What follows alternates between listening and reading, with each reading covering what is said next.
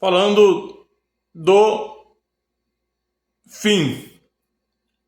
Jesus tem o poder de saber toda a maldade, toda a justiça que Deus mandará sobre o homem, mesmo sendo tão misericordioso?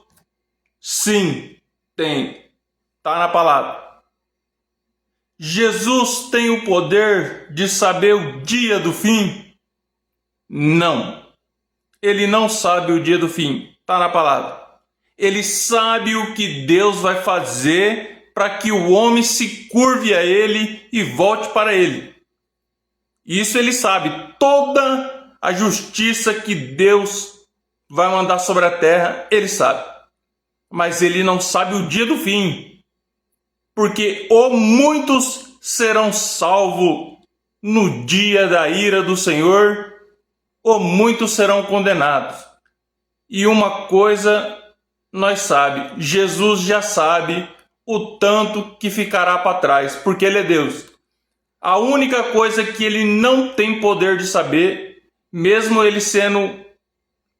Por isso que eu falo, Jesus é Filho de Deus, Jesus não é Deus. É o Pai, o Filho e o Espírito Santo, mas Jesus é Filho, não é Deus. Ele é um Deus na Trindade, mas tem o Pai de Deus, Pai, e tem o Jesus, o Filho. Porque se Jesus é limitado de não saber o dia do fim, ele é limitado e Deus sabe o dia. Então, se Jesus é menos do que Deus, Deus é maior do que Jesus.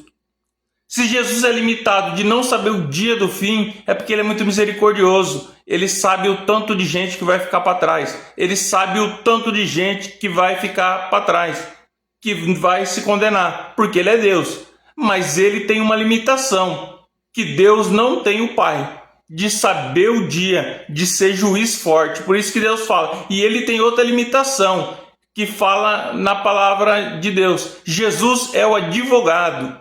Mas quem é o juiz forte para cumprir todas as coisas naquele dia é o Deus Todo-Poderoso. Ele será o juiz dos juízes.